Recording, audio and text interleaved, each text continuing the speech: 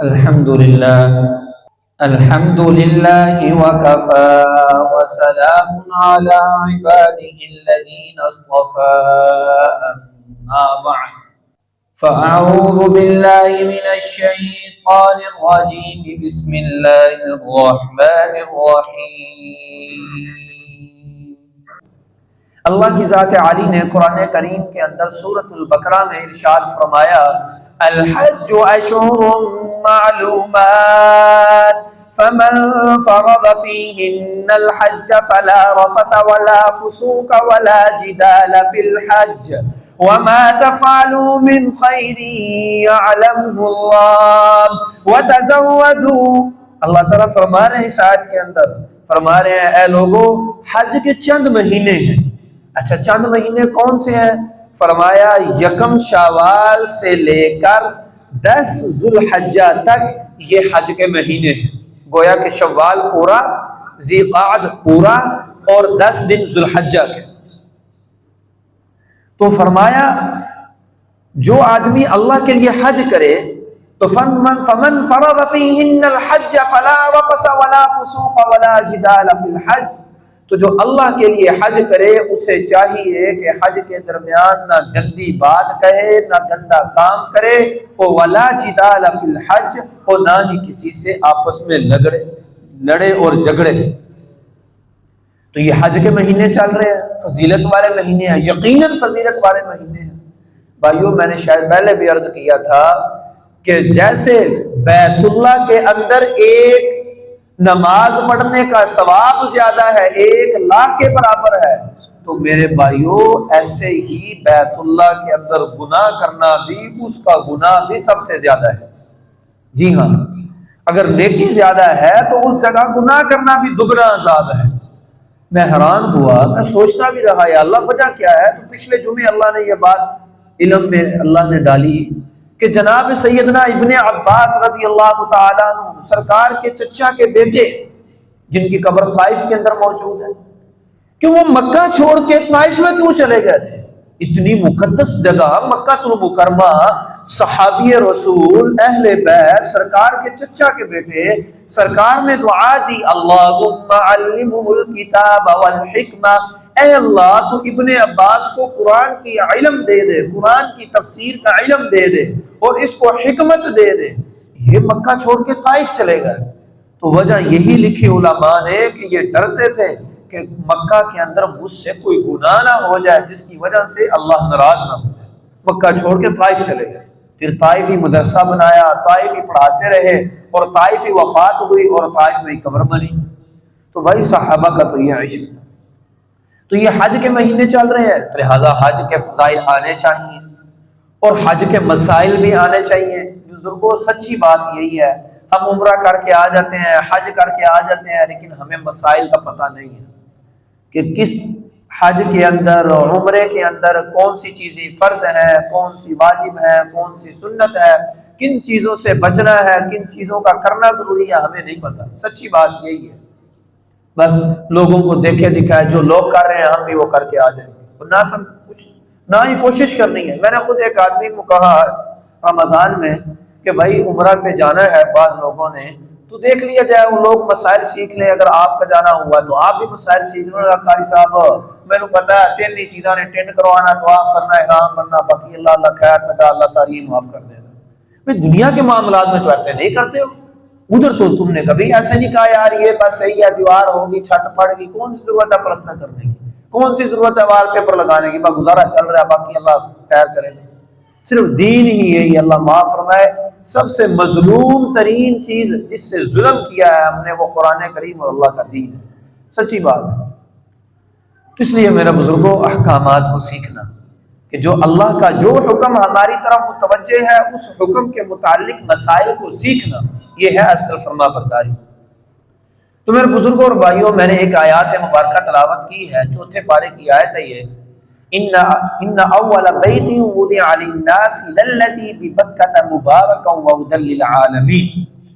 اللہ تعالیٰ اس آیت میں فرما رہے ہیں کہ اس زمین کے اوپر سب سے پہلا گھر سب سے پہلا گھر جو اللہ کا تعمیر کردہ ہے فرمایا وہ بیت اللہ ہے، بیت اللہ ہے۔ ببکۃ مبارکا وہدی للعالمین، فرمایا وہ مکان ہے کہاں، وہ جگہ ہے کہاں، فرمایا وہ مکہ المکرمہ میں ہے۔ کیا ہے اس میں؟ فرمایا ببکۃ مبارکہ، اللہ نے اس جگہ پر اپنی برکت رکھ دی ہے، اللہ نے اس جگہ پر اپنی برکت رکھ دی ہے، بیت اللہ کی جگہ پر اللہ نے برکت رکھ دی ہے۔ مبارکا وہدی للعالمین، فرمایا برکت ہی نہیں رکھی، بیت اللہ لوگوں کے لیے ہدایت کا ذریعہ بھی ہے۔ ابھی قریب کے اندر ہی ایک کافر مکہ المکرمہ میں آیا، غیر مسلم آیا، صرف مکہ کو بیت اللہ کو دیکھ کر اس نے آنسو بہانے شروع کر دیے، اور اس کے دل نے گواہی دی کہ واقعی یہ اللہ کا گھر ہے، اور کلمہ پڑھ کے مسلمان ہو۔ تو فرمایا ان اول بیت وضع للناس للذی ببکۃ مبارکا وہدی للعالمین، یہ اللہ کا پہلا گھر ہے، اللہ کی تعمیر کردہ ہے، کہ یہ پہلا گھر جو اس زمین پر بنایا گیا مکہ المکرمہ میں بیت اللہ، اللہ نے اس کے اندر برکت رکھی ہے، لوگوں کے لیے ہدایت کا ذریعہ ہے، لوگ یہاں آتے ہیں، ہدایت پاتے ہیں، بخشش کرواتے ہیں، اللہ سے مانگتے ہیں، اللہ کے بندے بنتے ہیں، فرما بردار بن جاتے ہیں۔ فرمایا اللہ نے اس جگہ پر برکت رکھ دی ہے۔ پھر آگے اللہ بیت اللہ کی فضیلت بیان کر رہے ہیں۔ بیت اللہ کیا ہے؟ ہدی للعالمین، لوگوں کے لیے، جہان والوں کے لیے ہدایت کا ذریعہ ہے۔ فرمایا اس میں کیا ہے بیت اللہ میں؟ فیہ آیات بینات مقام ابراہیم، اس بیت اللہ کے اندر اللہ کی نشانیاں ہیں، واضح نشانیاں ہیں۔ اس نشانیوں میں سے ایک نشانی مقام ابراہیم ہے۔ اللہ تعالی ہم سب کو بار بار اس مقدس جگہ کی بار بار حاضری نصیب فرمائے۔ آج بھی وہ پتھر 1400 سال نہیں، اس سے بھی قبل جناب سیدنا ابراہیم علیہ السلام نے جس پتھر کے اوپر کھڑے ہو کے بیت اللہ کی تعمیر کی تھی، وہ پتھر کے اوپر آج جناب سیدنا ابراہیم علیہ السلام کے پیارے مقدس پاؤں مبارک کے نشان موجود ہیں۔ فرمایا یہ اللہ کی نشانی، حضرت ابراہیم علیہ السلام کے پاؤں کے نشان اب تک بیت اللہ کے اندر موجود ہیں۔ فرمایا یہ ہے بیت اللہ۔ فی آیات بینات مقام ابراہیم، کہ بیت اللہ کے اندر مقام ابراہیم ہے۔ اور اللہ کا کرنا، حضرت عمر رضی اللہ تعالیٰ عنہ کے دل میں بات آئی کہ یا رسول اللہ، ہم مقام ابراہیم کو نماز پڑھنے کی جگہ نہ بنا لیں، کہ جہاں مقام ابراہیم ہے ہم وہی نماز پڑھے کریں۔ اللہ نے قرآن اتارا، فرمایا ہے عمر تو زمین پر یہ بات کر رہا ہے، میں اللہ عرش پر اعلان کرتا ہوں، قرآن اتارتا ہوں، عمر تیری بات پسند آئی، ساری انسانیت، سارے مسلمان قیامت کی صبح تک کے لیے اسی مقام ابراہیم کی طرف منہ کر کے نماز پڑھیں گے۔ فرمایا وَاتَّخَذُوا مِن مَّقَامِ إِبْرَاهِيمَ مُصَلًّى، کہ مقام ابراہیم کو اپنے نماز پڑھنے کی جگہ بنا دو۔ تو آج بھی آپ دیکھ لیں، مستحب عمل یہی ہے کہ انسان عمرہ کرے یا طواف کرے یا حج کرے، 2 رکعات نماز نفل جو ہم طواف کے بعد پڑھتے ہیں، یہ واجب ہے، ضروری ہے پڑھنا۔ تو مقام ابراہیم کے بالکل پیچھے پڑھنا ضروری ہے۔ اگر جگہ مل جائے مقام ابراہیم کے پیچھے ٹھیک ہے، نہ ملے بیت اللہ کے اندر کسی بھی جگہ پر پڑھ لیں، اللہ کی ذات علی قبول فرما دے۔ تو فرمایا اس میں مقام ابراہیم ہے۔ فرمایا بیت اللہ میں اور کیا ہے؟ فرمایا وَمَن دَخَلَهُ كَانَ آمِنًا، بیت اللہ کے اندر، مسجد الحرام کے اندر جو آ گیا، جو داخل ہو گیا، وہ گویا کہ اللہ کے امن میں آ گیا۔ اسے کوئی مار نہیں سکتا، اس سے کوئی لڑ نہیں سکتا، اسے کوئی قتل نہیں کر سکتا، اللہ کے امن میں آ گیا۔ بعض اللہ والے، اللہ کے عاشق عجیب دعا کرتے ہیں، اے اللہ تو نے قرآن میں کہا کہ جو بیت اللہ کے اندر آ گیا وہ امن والا ہو گیا، اے اللہ میں بھی بیت اللہ میں آ گیا ہوں، اے اللہ تو اپنی رحمت سے مجھے بھی جہنم کی آگ سے امن عطا فرما دے۔ بعض اللہ کے ولی یہ دعا کرتے ہیں کہ میں اللہ تو نے خود قرآن میں کہا ہے جو بیت اللہ میں آ جائے وہ امن والا ہے، اس سے کوئی لڑ نہیں سکتا، قتل نہیں کر سکتا، وہ امن میں آ گیا۔ اے اللہ میں بھی تیرے در میں آیا ہوں، میں تیرا گناہگار بندہ ہوں، اے اللہ تو نے خود قرآن میں کہا ہے اللہ تو بھی مجھے جہنم سے اب امن عطا فرما دے۔ کیا عاشق ہے، کیا عشق ہے۔ تو اللہ ضرور قبول بھی کرتے ہیں بھائیو۔ بیت اللہ ایسی چیز ہے، اگر انسان کا دل پاک اور صاف ہو، دل سفید ہو، تو واضح نظر آتا ہے کہ اللہ کی رحمت اتر رہی ہے، اتر رہی ہے، اتر رہی ہے، اتر رہی ہے۔ شرط یہ ہے کہ دیکھنے والی آنکھیں چاہیے، بس اور کوئی مسئلہ نہیں۔ تو فرمایا وہ من دخلہ کان آمنا، اللہ نے بیت اللہ کو امن کی جگہ بنایا۔ پھر اللہ کی ذات عالی آگے فرما رہے ہیں وَلِلَّهِ عَلَى النَّاسِ حِجُّ الْبَيْتِ مَنِ اسْتَطَاعَ إِلَيْهِ سَبِيلًا، جو آدمی طاقت رکھتا ہو، جس کے پاس مال موجود ہے، جس کے پاس مال موجود ہے، اسے چاہیے کہ وہ اللہ کے اس گھر کا طواف کرے۔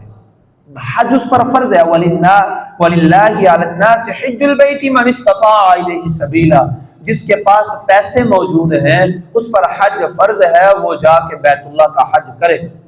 آگے دیکھنا، آگے ذرا قرآن کے الفاظ دیکھنا۔ آگے کوئی کہہ سکتا تھا یار میں نہیں کرتا حج، انہیں پیسے لگ دینے۔ اللہ فرما رہے ہیں میں تیرا محتاج نہیں ہوں، تو نہیں حج کرتا تو نہ کر، باہر میں جا۔ فرمایا وَمَن كَفَرَ فَإِنَّ اللَّهَ غَنِيٌّ عَنِ الْعَالَمِينَ، جو انکار کر دے حج کا، اللہ کو اس کی کوئی پرواہ نہیں ہے، وہ کہیں جاتا ہے تو جائے، اللہ کسی کے محتاج نہیں ہے۔ ایسے ایسے لوگ وہاں پہنچیں گے، ایسے ایسے لوگ پہنچیں گے جو جن کا اللہ پر توکل ہوگا، پیسے ان کے سامنے کچھ نہیں ہوں گے، اللہ انہیں اپنی رحمت کے خزانے سے اللہ انہیں ویسے وہاں پہنچا دے گے اور پہنچیں گے یقیناً۔ قرآن کی دوسری آیات مبارکہ سورۃ الحج کے اندر موجود ہے۔ حضرت ابراہیم علیہ السلام نے جب بیت اللہ تعمیر کر لیا، تعمیر کرنے کے بعد فرمایا اے اللہ بیت اللہ تعمیر ہو گیا، اب لوگ یہاں آئے بیت اللہ کا طواف کریں۔ اللہ نے فرمایا اے ابراہیم لوگوں میں اعلان کر کہ لوگ آئے بیت اللہ کا طواف کریں۔ ابراہیم علیہ السلام نے عرض کیا اے اللہ میری آواز لوگوں تک جا نہیں سکتی، ساری دنیا میں پھیل نہیں سکتی۔ فرمایا اے ابراہیم اعلان کر دینا تیرا کام ہے، اور ساری کائنات کے اندر تیری آواز کو پہنچا دینا، اور جو لوگ ابھی دنیا میں نہیں آئے ان کی روحوں تک اس آواز کو پہنچا دینا میرے اللہ کا کام ہے۔ اور اس کو اللہ نے قرآن میں فرمایا وَأَذِّنْ فِي النَّاسِ بِالْحَجِّ يَأْتُوكَ رِجَالًا وَعَلَى كُلِّ ضَامِرٍ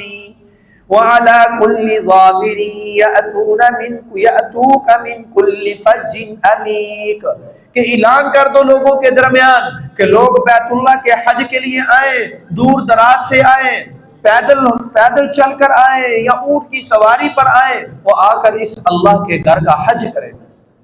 حدیث کے الفاظ ہیں اس وقت جس وقت حضرت ابراہیم علیہ السلام نے یہ اعلان کیا، اس وقت جس آدمی نے، جس روح نے جتنی مرتبہ حضرت ابراہیم علیہ السلام کے اس اعلان پر لبیک کہا، زندگی کے اندر اللہ اتنی بار ہی اس بندے کو بیت اللہ کا طواف نصیب فرمائیں گے۔ اس وقت جس آدمی نے بھی لبیک کہا، جس روح نے بھی لبیک کہا، جتنی مرتبہ کہا، اللہ زندگی کے اندر اتنی مرتبہ اس بندے کو بیت اللہ کا طواف نصیب فرمائیں گے۔ آپ دیکھ لیں بعض غریب ایسے ہیں اسباب نہیں کچھ بھی نہیں، لیکن اللہ کی ذات عالی کے فضل سے وہ زندگی میں کئی مرتبہ حج بھی کر چکے ہیں، عمرہ بھی کر چکے ہیں، بس لبیک کہا ہے اس وقت۔ تو فرمایا اے ابراہیم اعلان کر دینا آپ کا کام ہے، لوگوں تک آواز کو پہنچا دینا میرے اللہ کا کام ہے۔ تو فرمایا یہ ہے بیت اللہ، یہ ہے بیت اللہ کی فضیلت کہ اللہ نے اس پہ برکت رکھ دی، اللہ کی رحمت اس پر اتر رہی۔ بعض روایت میں آتا ہے کہ روزانہ اللہ کی کئی رحمتیں، غالباً 120 رحمتیں اللہ کی روزانہ بیت اللہ کے اوپر نازل ہو رہی ہیں۔ فرمایا 40 طواف کرنے والوں کے لیے، اور صرف بیت اللہ کو آنکھوں سے دیکھنا، فرمایا اس آدمی کے اوپر بھی اللہ کی 20 رحمتیں اتر رہی ہیں۔ صرف بیت اللہ کی زیارت کرنا، بیت اللہ، کتاب اللہ، قرآن کو دیکھنا، بیت اللہ کو دیکھنا، یہ دو چیزیں ایسی ہیں کہ ان کو دیکھنا بھی ثواب کا کام ہے۔ بعض کہتے ہیں کہ نیک عالم ہو، اللہ کا ولی ہو، عالم دین ہو، عمل والا ہو، اس کی زیارت بھی یہ بھی کام کی چیز ہے، ثواب کی چیز ہے، کیونکہ اس کے سینے میں اللہ کا دین موجود ہے۔ تو بیت اللہ کو دیکھنا بھی بھائیو 20 رحمتیں انسان کے اوپر اتر رہی ہیں۔ وہ کچھ بھی نہیں پڑھ رہا، سبحان اللہ نہیں کہہ رہا، الحمدللہ نہیں کہہ رہا، صرف ایسے بیت اللہ کو دیکھ رہا ہے بس، فرمایا اللہ کی رحمت اس پر اتر رہی ہے۔ اور پھر حج کی فضیلت سورۃ الحج پوری اللہ نے قرآن میں اتاری، جس میں احکامات ہیں حج کے، تفصیلی ہیں، حج کے، قربانی کے، سب میں سارے احکامات موجود ہیں، لیکن چند حدیث مبارکہ حج کے متعلق آ جانی چاہیے۔ حضور علیہ الصلوۃ والسلام کا فرمان ہے، بخاری شریف میں، مسلم شریف میں روایت موجود ہے، آپ نے فرمایا من حج للہ فلم یرفث ولم یفسق رجع کیوم ولدته امہ، فرمایا جس آدمی نے اللہ کے لیے حج کیا اور اس نے کوئی گناہ کے کام نہیں کیا اور اس نے کوئی برائی کا کام نہیں کیا حج کے درمیان، فرمایا وہ آدمی حج کرنے کے بعد ایسا ہو جاتا ہے جیسے کہ ماں کے پیٹ سے آج ہی پیدا ہوا۔ کہ جب بچہ پیدا ہوتا ہے کوئی گناہ نہیں ہوتا اس کا، پاک اور صاف ہوتا ہے، فرمایا حج کے بعد انسان ایسے گناہوں سے پاک اور صاف ہو جاتا ہے۔ اس لیے ایک حدیث میں آتا ہے کہ العمار والحجاج وفد اللہ، فرمایا الحجاج والعمار، فرمایا عمرہ کرنے والے، حج کرنے والے اللہ کا وفد ہے، ان سے دعا کراؤ۔ اور بعض روایت میں آتا ہے کہ جو آدمی حج کر کے آئے محرم تک، محرم الحرام تک اس آدمی کی دعا قبول ہوتی ہے، وہ جو دعا کرے اللہ قبول فرما دے۔ اور ایک حدیث میں فرمایا حاجی جب بیت اللہ کا طواف کرتا ہے، فرمایا جس کے لیے دعا کرتا ہے اور جو دعا کرتا ہے، جس کے لیے دعا کرتا ہے اور جو دعا کرتا ہے، اللہ اپنی رحمت سے وہ دعائیں قبول فرما دے۔ لیکن اس حدیث پر ذرا غور کرنا، اس حدیث کے الفاظ ہے من حج للہ، جس نے حج کیا اللہ کی رضا کی خاطر، دکھلاوے کے لیے نہیں۔ حضور علیہ الصلوۃ والسلام کی حدیث مبارک ہے، میں نے خود پڑھی حیران رہ گیا۔ اللہ کے محبوب علیہ الصلوۃ والسلام نے فرمایا قیامت کی نشانیوں میں سے ایک نشانی یہ بھی ہے کہ لوگ، میری امت کے مالدار لوگ حج کریں گے۔ کیوں کریں گے؟ فرمایا سیر و تفریح کے لیے حج کریں گے، جیسے لندن اس جگہ جاتے ہیں، یورپ جاتے ہیں سیر و تفریح کے لیے، فرمایا ایسے حج کریں گے لیکن اللہ کی رضا کی خاطر نہیں کریں گے، سیر و تفریح کی نیت کی خاطر کریں گے۔ بھائی اس حج کا کوئی فائدہ نہیں ہے، کچھ فائدہ نہیں اس حج کا۔ اور فرمایا، اور آگے فرمایا آپ نے، فرمایا میری امت کے مالدار حج کریں گے، کیوں؟ سیر و تفریح کی نیت سے، کہ مزہ بڑا آتا ہے، بڑا مزہ آتا ہے، اس لیے حج کریں گے۔ اور فرمایا میری امت کا جو متوسط درجے کا طبقہ ہے، مالدار نہیں کم درجے کے ہیں لوگ، فرمایا وہ حج پر جائیں گے۔ کیوں؟ یار حج تے تجارت بڑی ہوتی ہے، پیسہ بڑا ملتا ہے، فرمایا وہ تجارت دی غرض دے نال حج کرن دے، حج مقصد نہیں ہوئے گا۔ اور فرمایا علماء حج کرن دے کیوں؟ ریاکاری دی نیت دے نال کہ لوگ ہیں ماشاءاللہ فلاں پیر صاحب نے، فلاں عارف صاحب نے بڑے حج کیتے نے۔ اور فرمایا اس طریقے سے لوگ بیت اللہ کا طواف کریں گے، فرمایا یہ طواف ان کو کسی کام نہیں دے گا، کوئی کھاتے کا کام نہیں ہے حج، الٹا وبال بنے گا اس کے لیے۔ فرمایا مالدار حج کریں گے سیر و تفریح کی نیت سے، کچھ لوگ حج کریں گے تجارت کی نیت سے، علماء حج پر جائیں گے ریاکاری کی نیت سے کہ میں نے اتنے حج کیے، فرمایا اس حج کا کوئی فائدہ ہی نہیں، بیکار ہے۔ اس لیے فرمایا من حج للہ، کہ جو حج کرے اللہ کی رضا کی خاطر، دل میں یہ چور ہو کہ یار مجھے کوئی جانے یا نہ جانے، میں حج اس لیے کر رہا ہوں کہ میرا اللہ اپنی رحمت سے میری بارگاہ کے اندر اپنی حاضری قبول فرما لے، بس مجھے کوئی حاجی کہے یا نہ کہے اللہ معاف فرمائے۔ اب زمانہ یہ ہے حج کے بعد اگر کسی کو حاجی صاحب نہ کہا جائے وہ ناراض ہوتا ہے، بھائی مجھے کیوں نہیں تو نے حاجی کہا، مجھے حاجی کہو، میں حج کر کے آیا ہوں۔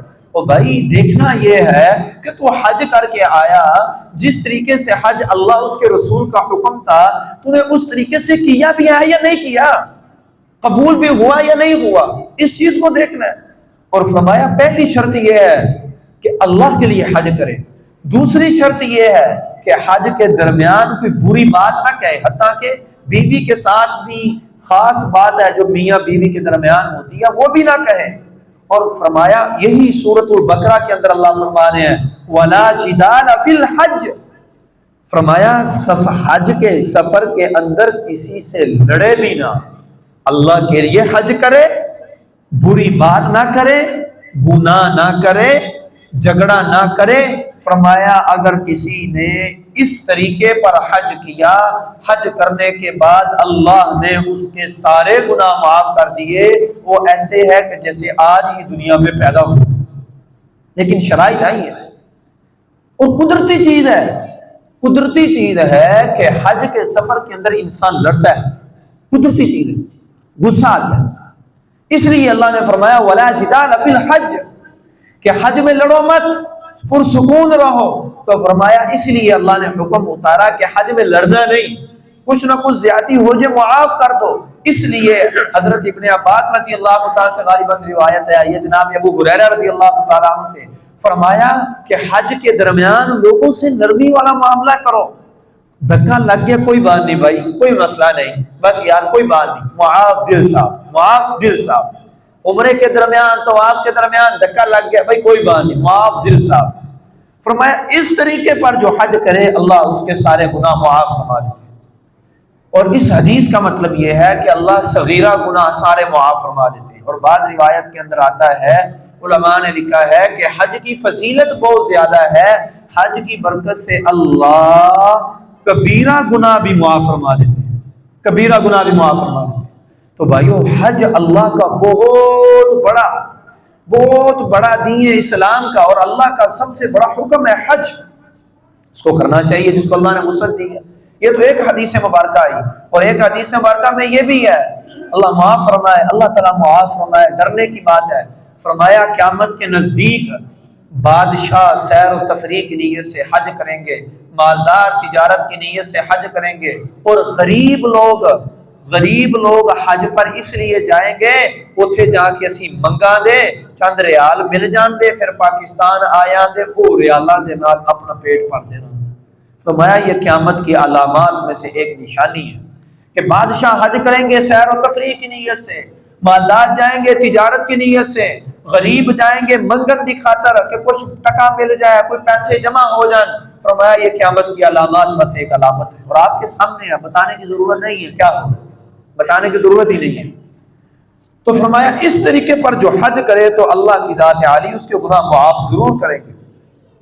پھر میرا محترم حج کی اتنی فضیلت ہے، ایک دوسری حدیث میں آتا ہے، فرمایا الحج المبرور لیس له جزاء الا الجنہ، کہ ایسا حج جو اللہ کے حکم کے مطابق کیا گیا ہو، نیک کمائی سے کیا گیا ہو، حلال روزی سے کیا گیا ہو، فرمایا اس کا دنیا کے اندر کوئی بدلہ ہے ہی نہیں، اس کا بدلہ حج کا صرف آخرت میں جنت ہی جنت ہے، بس یہ اللہ کے نبی کی حدیث ہے۔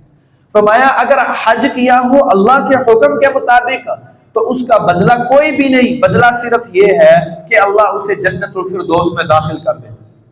اتنی فضیلت ہے حج کی۔ لیکن بھائیو بات وہی ہے حلال کمائی سے، یہ مطلب نہیں ہے، نہ کوئی میری بات کا نہ اس حدیث مبارکہ کا کوئی یہ مطلب سمجھ لے کہ بھائی میں پاکستان میں سارا سال رہوں گا، لوگوں کے مال کو چراؤں گا، چوری کروں گا، ڈکیتی کروں گا، اور کسی کے زمین پر ناجائز قبضہ کروں گا، پھر کوئی نہیں سال کے بعد حج پر جاؤں گا، ہر چیز معاف۔ اس حدیث کا یہ مطلب قطعاً نہیں ہے۔ جی ہاں، حج کرے حلال روزی سے کرے، حج کرے اللہ اس کے رسول کے حکموں کے مطابق کرے، پھر ہے یہ ساری فضیلت، ایسے نہیں ہے۔ اس لیے بھائیو اللہ والے بہت ڈرتے تھے اس بات سے کہ یار ہم اللہ کے سامنے حاضر ہوں، لبیک اللہم لبیک، اور آگے سے آواز آ جائے لبیک، اللہ کی طرف سے آواز آئے لا لبیک، تیرا آنا یہاں قبول نہیں، تو مردود ہے۔ بلکہ حافظ یہ قصہ سناتے تھے، میں نے کسی کتاب میں نہیں پڑھا، میں نے بزرگوں سے سنا، فرماتے تھے کہ ایک والدین کا نافرمان تھا، بیت اللہ میں طواف کر رہا تھا، اور کیا رہا تھا لبیک اللہم لبیک، اور آسمانوں سے آواز آ رہی تھی لا لبیک لا لبیک لا لبیک، تیرا یہاں آنا مردود مردود مردود۔ تو اپنے والدین کو ناراض کر کے، والدین کی نافرمانی کر کے تو بیت اللہ کے اندر آیا ہوا ہے۔ تو یہ مطلب ہے بھائی اللہ اس کے رسول کے حکموں کے مطابق حج کیا جائے، پھر ہے یہ فضیلت، ورنہ نہیں۔ اہل بیت کے بادشاہ ہیں، اہل بیت کے چشم و چراغ ہیں، سارے نام سے واقف ہے۔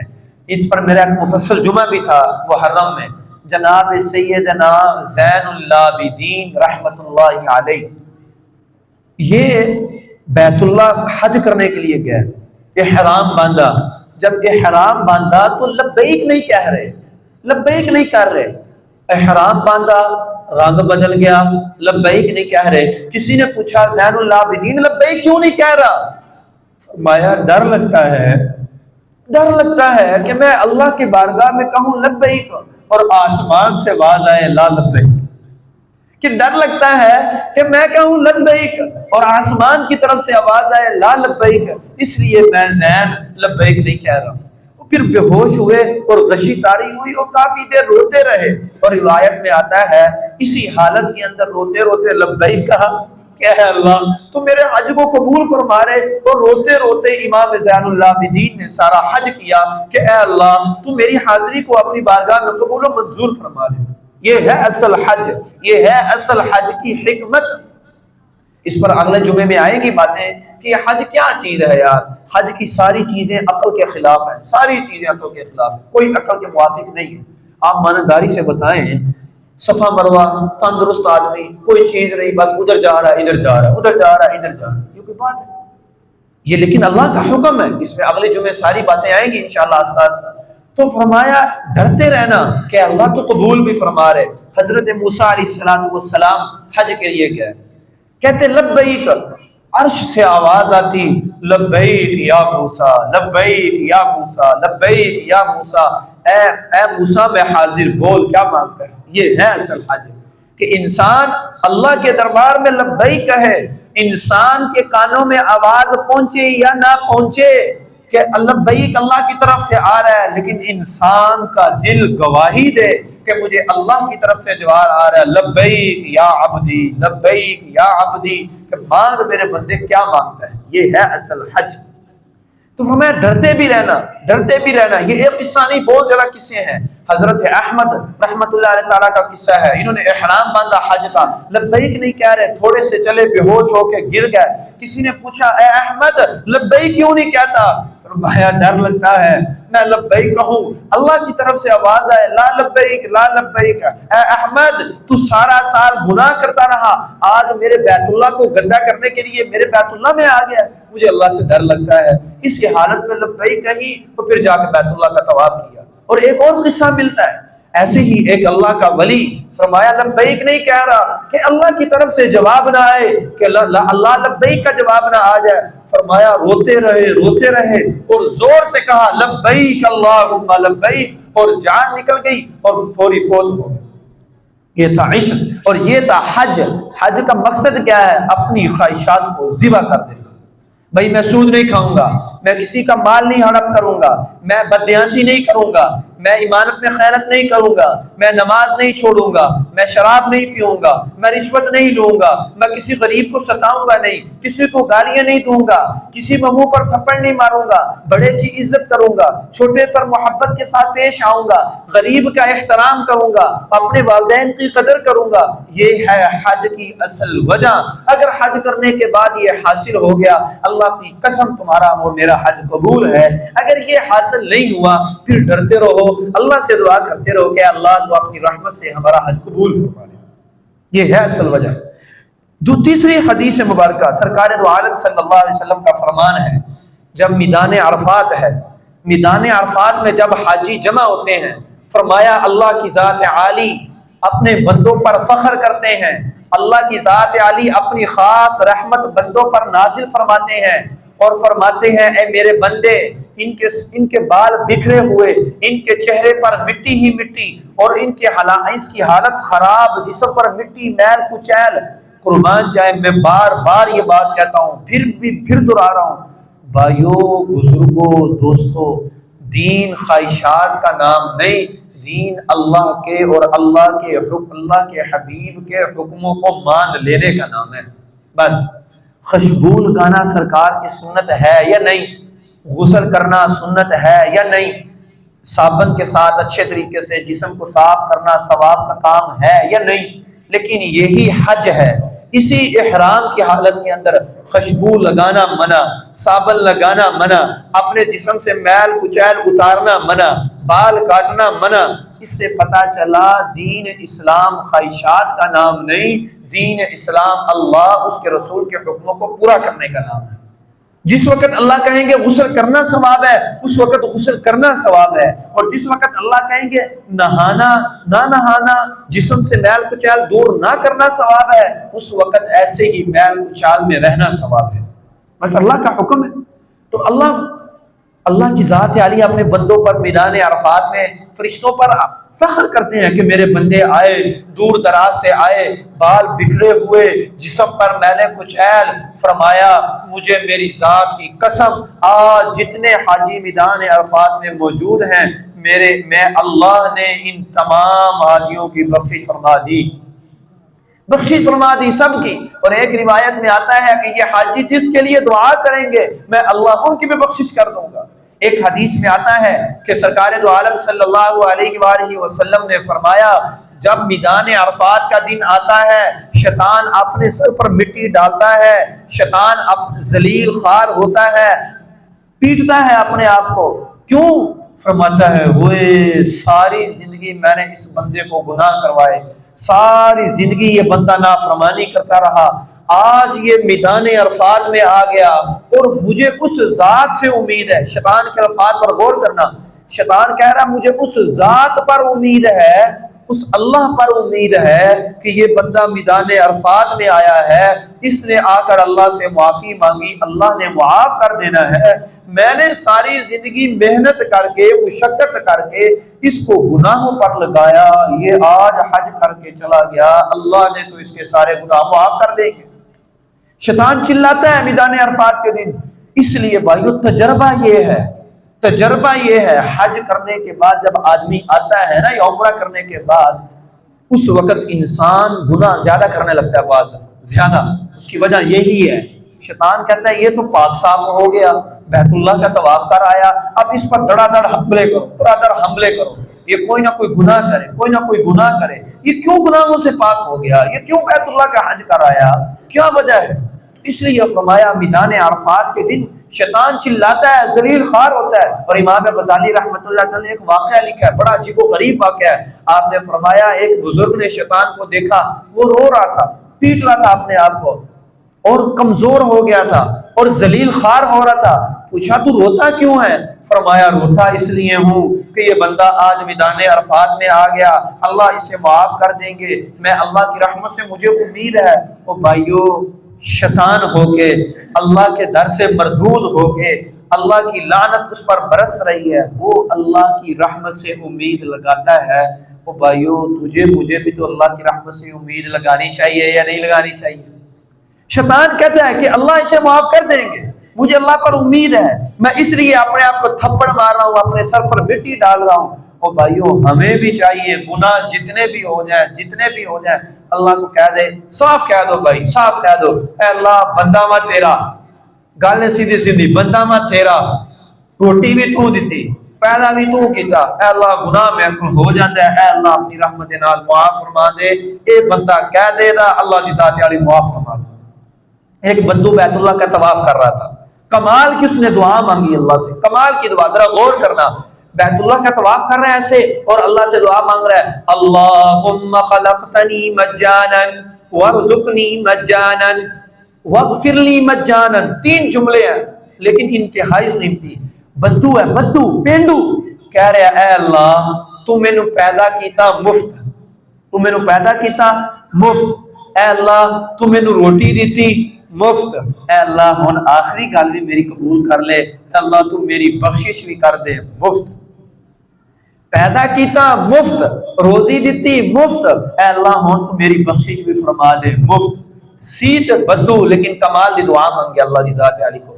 فرمایا شیطان چلاتا ہے، پیٹتا ہے عرفہ کے دن کہ آج اللہ کی رحمت کا ایک جھونکا چلے گا اور اس کے سارے گناہ معاف ہو جائیں گے، تو میں اس وجہ سے پریشان ہوں کہ یہ میدان عرفات میں آ کیوں گیا ہے، آ کیوں گیا میدان عرفات میں؟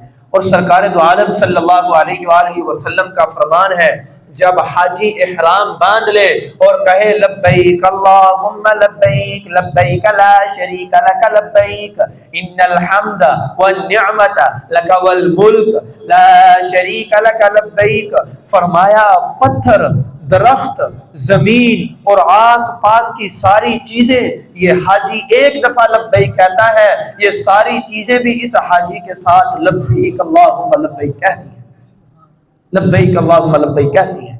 تو اس لیے میرے بھائیوں اور بزرگوں، اللہ نے جسے طاقت دی ہے، جسے اللہ نے وسعت دی ہے، وہ ضرور بیت اللہ کا حج کرے۔ اور بڑی سخت وعید ہے، یہ مت سوچنا کہ میرے پاس پیسے نہیں ہیں، صاف بات یہ ہے، کھری بات یہ ہے، کسی کو غصہ آئے آتا رہے، میں اس کا کوئی ذمہ دار نہیں، کوئی ناراض ہوتا ہے تو ہوتا رہے۔ جس آدمی کے پاس سونا موجود ہے، جس آدمی کے پاس زمین موجود ہے، جس آدمی کے پاس بینک بیلنس موجود ہے، وہ سونا بیچ کے، اگر اس کے پاس زیادہ سونا ہے، وہ سونا بیچ کے حج کر سکتا ہے، بیوی کو خرچہ دے سکتا ہے۔ اس آدمی پر بیت اللہ کا حج کرنا فرض ہے، فرض ہے، فرض ہے، فرض ہے۔ یہ ہماری غلط فہمی ہے جو ہم کہتے ہیں نہیں پہلے مکان بنائیں گے، پھر بچوں کی شادی کریں گے، پھر جب بوڑھے ہو جائیں گے نا پھر حج کو جائیں گے۔ نا نا نا نا نا بھائی، اصل حج ہے ہی جوانی کا، اصل حج ہے ہی جوانی کا۔ بڑھاپے میں کیا ہے؟ او بھائی بڑھاپے میں جا کر تو بھیڑیا بھی شریف بن جاتا ہے۔ شیخ سعدی کہتے ہیں بڑھاپے میں جا کے نا چیڑ پھاڑ کرنے والا درندہ وہ بھی شریف بن جاتا ہے۔ بڑھاپے میں کیا یار، بڑھاپے میں حج پر گئے، بڑھاپے میں بیت اللہ کا طواف کیا تو کیا کیا؟ انسان اپنی خواہشات اس وقت تو ویسے ختم کر دیتا ہے، یار ہوں بڈھا ہو گیا وا، اور کی کرنا ہے۔ اس لیے بھائیو یہ بات ذہن میں رکھو، اللہ نے زمین دی ہے، اگر تھوڑی زمین بیچ کے بیت اللہ کا طواف کر سکتا ہے، حج کر سکتا ہے، تو چلے بیت اللہ کی طرف اور جا کے بیت اللہ کا طواف کرے۔ دیکھو میرے بھائیو، تجھے اور مجھے نہیں پتا میرے مرنے کے بعد میری اولاد میرے لیے صدقہ خیرات کرے یا نہ کرے، زمین اللہ کے راستے میں دے یا نہ دے، زکوٰۃ دے یا نہ دے، مسجد کی تعمیر کروائے یا نہ کرائے، غریب کو کھانا کھلائے یا نہ کھلائے۔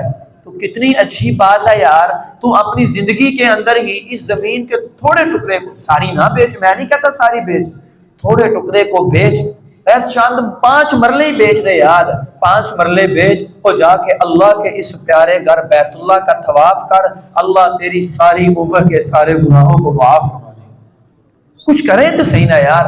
اس لیے حج فرض ہے ان لوگوں پر جن کے پاس زیور موجود ہے، زیور 1 تولہ نہیں، تقریباً آج کل حج تقریباً 15 لاکھ میں ہے، تقریباً سارے خرچہ ملا کر اگر وہ سونا بیچ کے اس کے پاس 15 لاکھ روپے آ جاتا ہے اور وہ اپنی بیوی بچوں کو پاکستان میں خرچہ دے سکتا ہے، پھر وہ بھائی چلے اللہ کے گھر کی طرف اور اللہ کے گھر کا طواف کرے اور جو اس کے اوپر فریضہ ہے اس کو ادا کرے۔ آخری قصہ، بات ختم۔ سعدان ایک بزرگ ہے، ان کے پاس ایک آدمی آیا، ایک قبیلے کا، آ کر کہا کہ ہم نے اس ایک آدمی کو قتل کیا ہے۔ ایک آدمی آیا ایک بزرگ کے پاس، آ کر کہا کہ ہم نے ایک آدمی کو اپنے علاقے کے اندر قتل کیا ہے، قتل کرنے کے بعد ہم نے اس کو آگ لگائی ہے لیکن اس کو آگ لگ نہیں رہی۔ ایک آدمی کو قتل کیا، قتل کرنے کے بعد آگ لگائی ہے لیکن آگ لگ نہیں رہی۔ تو پوچھا، کیا اس بزرگ نے پوچھا، جس نے قتل کیا اس سے پوچھا کیا اس آدمی نے بیت اللہ کا طواف کیا تھا؟ فرمایا 1 طواف نہیں، 1 حج نہیں، اس آدمی نے 3 حج کیے تھے۔ اس بزرگ نے کہا میں نے اللہ کے نبی کی حدیث سنی ہے، جس نے 1 مرتبہ حج کیا اس نے فریضے کو ادا کر دیا، جس نے دوسرا حج کیا اس نے قرض کو ادا کر دیا، اور جس نے تیسرا حج کیا اللہ نے ایک بال کے اوپر آگ کو حرام کر دیا۔ اس نے 3 حج کیے تھے، اللہ نے اس لیے اس کے جسم کی حفاظت کی اور اللہ نے آگ کو اس کے جسم پر حرام کر دیا۔ تو یہ ہے حج کی فضیلت بھائیو، اس لیے حج کو کرنا اللہ نے وسعت دی ہے، ضرور کرنا۔ اور بھائیو ایک آدمی دکھا دو، ایک آدمی پوری دنیا سے دکھا دو جو یہ کہے یار میں حج کیتا ہے میں غریب ہو گیا ہوں، ایک آدمی دکھا دو، ایک آدمی دکھاؤ جو یہ کہے یار میں حج کیتا ہے میں غریب ہو گیا ہوں۔ لیکن ایسے بے شمار ملیں گے جو کہیں گے ہم نے بیت اللہ کا طواف کیا، ہم نے قرض پر پیسے لیے بیت اللہ کا طواف کیا، حج کیا، اللہ نے میرا قرض بھی اتار دیا، اللہ نے میرا مکان بھی بنا دیا اور اللہ نے میری روزی میں برکت بھی دے دی، ایسے بے شمار مثالیں ملیں گی انشاءاللہ۔ اگلے جمعے وہ مسائل آئیں گے کہ جو آدمی حج نہ کرے اس کے بارے میں اللہ کے محبوب علیہ الصلوۃ والسلام کا کیا فرمان ہے۔ اگلے جمعے اللہ سے دعا ہے اللہ کی ذات عالی ہمیں عمل کی توفیق نصیب فرمائے۔ وما علینا الا البلاغ المبین۔